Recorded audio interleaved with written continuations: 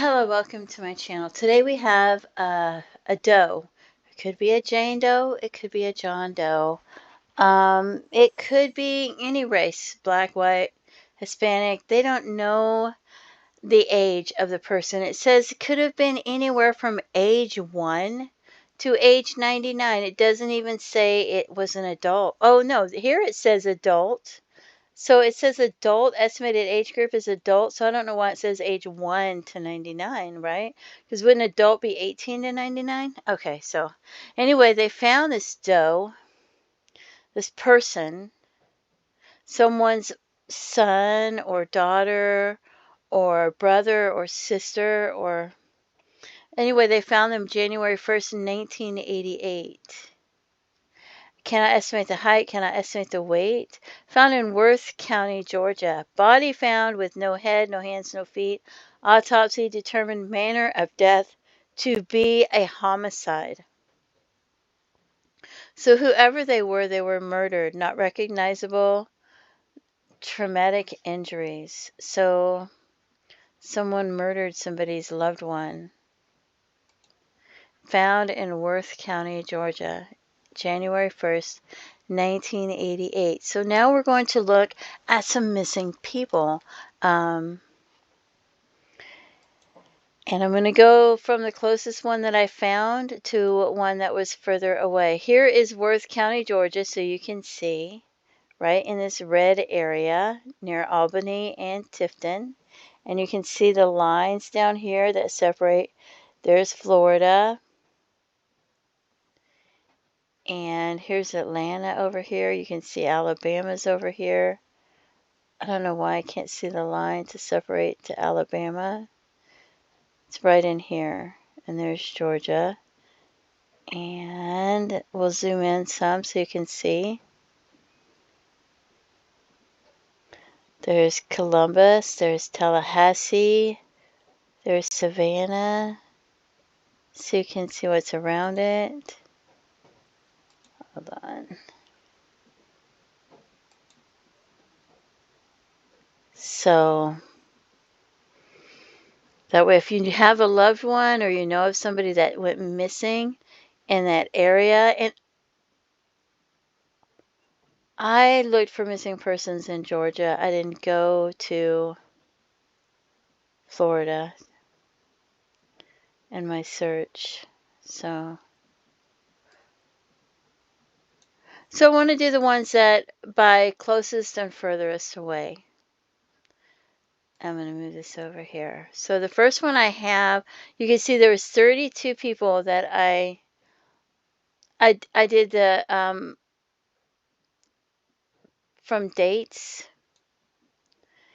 1980. I didn't go back further than 1980, January 1st, 1980, up until when they found the person, which was January 1st, 1988, but I went a little bit past it in case they weren't reported missing yet. So you could see their last name and their first name and their age and the county and the state of the people that were missing. So, and it could have been somebody that went missing, I don't know when they went missing. It could have been somebody, for all I know, that went missing 30, 40, 50 years before that. And you can, I'm going to scroll down slowly so you can pause it. There's Jackson would be the bottom one that I went to. And so that'll be the top one. So if you want to pause it, so that you can read the names if you like. So, and then out of these, I didn't pull all of them up. I just pulled some of the ones that were closest to the doe, unidentified person. So the first one I have was 27 minutes away from Worth County, and they were in Albany. They went missing in Albany, and it was Mae McMurphy, and she went missing June 4th, 1985, which is, 2.5 years before they found that person. And she was 43 years old, 5'4". Let's see, 115 pounds. She arrived at Albany Technical College in Albany, Georgia for class. She called her husband, said she was getting a ride home, and was never seen again. She was a resident of Baconton, Mitchell County, Georgia. And I went by Albany, not by where she was a resident. Brown hair, blue eyes, no photograph. Pink shirt, blue jeans, white shoes. And the next one I have went missing a little bit less than an hour away. I don't have the exact location punched in because I'm not good at that coordinate thing. So I just did Worth County. So I have James Marion Hegidio. I'm not sure if I'm pronouncing that right. Forgive me if I'm not. He went missing December 13th, 1982. 1982. That is 6 years, but 5-6 years from the time that the person was found in 1988, January of 1988. So it's more like 5 years. And he was 61 years old, 5'11", 210 pounds. Gray, partially gray hair, hazel eyes. Had a vehicle. There's really no information here about him going missing. There might be more information online elsewhere, but I didn't pull all that up. The next person was an hour and 13 minutes away from Worth County, and that was Ann Taylor Dorminey.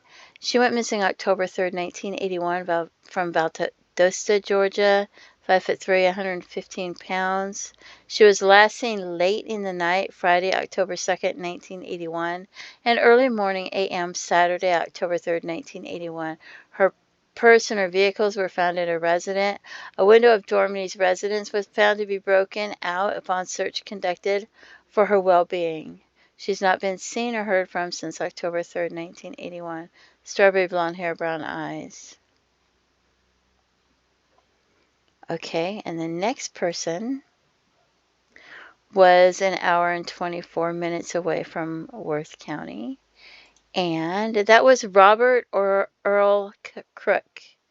And Robert went missing April 20th, 1981 from Fort Valley, Georgia. He was 19 years old. I don't remember doing a video on him. Wonder if I missed it. I thought I got all of them, but maybe not. He was 6'1" and 120 to 130 pounds. Peach County. He was reported to have left Houston County, Georgia on the night of 04/17/81. Well, he was possibly operating his deceased father's Buick Electra. Brown hair, blue eyes. And he's not been seen or heard from since. Oh, Fort Valley, Georgia. Let's see, the next one I have is an hour and 44 minutes away. So less than 2 hours away. And I think this is the one that really bothers me. Yes, this was James Howard Dunn. We'll look at his photo. Such a handsome young man. It kind of reminds me of that one country singer that sings about the Chattahoochee. Anyway, he went missing January 26, 1987 from Knoxville, Georgia, and he was 23 years old. His chosen nickname was Hal. He was 5'7" and 145 pounds. Last seen running into the woods following a police stop. And these are woods that he knew like the back of his hand, so he wouldn't have gotten lost. This is a wooded area subsequently searched, and family has not heard from the missing person since. Subject who ran with a missing person stated that they were together running until they were suddenly separated. Sandy hair, blue eyes. So, yeah, they were stopped by the police, the sheriff, and the sheriff chased them into the woods. And like I said, these are woods that he knows like the back of his hand. I believe the sheriff called for backup, and he's never been seen since. And I don't know if you live around woods in the South, you often go in the woods. Especially back then, you go hiking in the woods all the time. You know them very well. So it's shocking that he's never been seen or heard from again. So this is an hour and 44 minutes away from this doe that was found in 1988. And he went missing in 1987. So 1 year before this missing person was found, that they don't even know if it's a male or a female, but they were murdered, and their remains were found in Worth County, Georgia, with no head, no hands, no feet, and they were murdered. Traumatic injuries.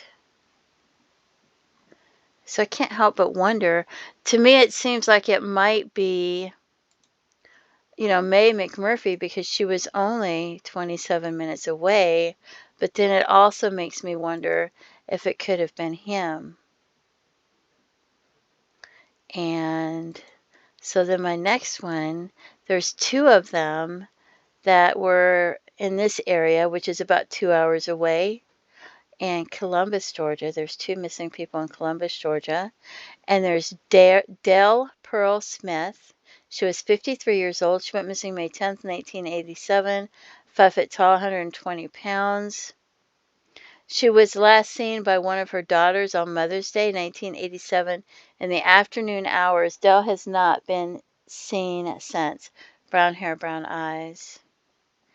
And the other person was Lorrene Debra Reynolds. She went missing June 21st, 1985. She was 29 years old, 5'5" to 5'6", 10 to 120 pounds. And it doesn't really give any information on this, but I'm sure I have another video that mentions her. And there's a vehicle mentioned. And this says she's white Caucasian. But there are other pictures that makes her, I think she might be, I don't know, I thought she was half black or something from the other pictures. So, and the next one went missing 2 hours and 6 minutes away, and that's the furthest one that I did, the furthest away that I did. And that was Helen Ann Morgan, and she went missing May 13th, 1984 from Barnesville, Georgia. She was 26 years old, 5'7" to 5'9", 115 to 120 pounds. She allegedly received a telephone call around 7 p.m., which lasted 4 to 6 minutes. The call may have been related to her work at the National Cash Register Company in Fayetteville, Georgia, in the computer center. Another call came in about 10 p.m., which is 3 hours later, from what again sounded work-related. Upon hanging up, she told her mother she had to go to work to straighten out a problem with a computer. That was the last time her mother saw her. She changed her clothes. She left the residence. Her mother didn't even notice what she was wearing at the time. And they found her vehicle abandoned. I guess somebody put it at the Atlanta airport. And so she was reported missing May 14th, 1984. So she's described as being a conscientious person with a great deal of ambition, and not the type to just leave without notifying anyone. She occasionally visited a bar called Frady's in Peachtree City with her friends, but she's not the type of person to be picked up picking anyone up at the bar or to be picked up at the bar. She didn't seem upset, nor has she made any indication that she was making plans to travel. So she allegedly just had to go to work for some kind of a problem, and nobody's seen or heard from her since. So here we have this unidentified person found in Worth County, Georgia, and they do give the coordinates if you want to look them up, but it says not mapped. And body found with no head, no hands, no feet, and they were murdered, and I don't know how long the body was there for. And you have to wonder, did they pick that area to put that person there because they thought they wouldn't be found? Was it an area that they were familiar with? Maybe, I don't know where it was. I don't know if it's a place where you could go hunting or if it was in the middle of the woods. So they decided to put somebody there because of, or if it was something that they were familiar with, or if it was close to where they had murdered the person, or close to where they lived, or where they grew up as a child, or why they picked that area. I don't know why they picked that area. I don't know if they went out looking for a place and found it, and that's where they decided to put them, but this is where that person was found. So if you have any information about who this person might have been, maybe it's somebody that's not even been reported missing, I don't know, or their missing file was lost, or so if you have a loved one or a family member or friend that's missing, make sure that they're in the NamUs. Make sure that the investigators put them in NamUs. And if they're not in NamUs, ask them why. Make sure they're actually reported missing. And try to see if you can't get them put in like the Doe Project and the Charlie Project, the Doe Network, I mean, and the Charlie Project as well, if you can. You know, I think the more you get them put into, the better. And I think that the investigators put them in NamUs, I'm pretty sure, and I think that individuals can put them into the Doe Network or the Charlie Project. You'll have to ask them and find out. But like I said, if you have any information, please contact authorities. And so this is the one. She was 27 minutes away, and that's Mae McMurphy. Less than an hour away was James Hegidio. Forgive me if I'm not pronouncing that right. About an hour and 15 minutes away was Ann Taylor Dorminey. An hour and 24 minutes away was Robert Earl Crook. Hour and 44 minutes away was James Howard Dunn. And an hour and 50 minutes away to 2 hours was Dell Pearl Smith and Lorrene Debra Reynolds. And then 2 hours and 6 minutes away, we have Helen Ann Morgan. So if you know what happened to any of those missing persons, if you have any information whatsoever, maybe somebody was drinking and talking over the years, and you're not sure if it's true, it's hearsay, you're not sure if it's accurate, please contact authorities and let them know. Let them decide what's relevant, what's important, and what's not. You can always email them, and you can CC and make sure that the email goes to 2 or 3 or 4 individuals, just to make sure that they hold each other accountable, so that you can send it to investigators, a detective, as well as the police department and the sheriff's department. And that way you make sure if 1 or 2 of the emails aren't working, that at least someone gets the information. Or you could write them letters, or you could call them if you like, or go in and fill out paperwork. And it's not like you're going to testify in a court of law if it's hearsay. You're just giving them information to help them solve the case. Even if you know um, where these people went to school, who their best friends were, where they worked at, who they spent time with, information like that, because it's been a lot of years, and you can just give them whatever information that you have, because you don't know what kind of information they still have, because you never know if they have, if there was a flood or a fire, or a pipe burst, or where the files were stored, if they still have information on some of these cases. Don't forget to pray for their family and their loved ones. Feel free to leave comments and have a blessed day. Bye-bye.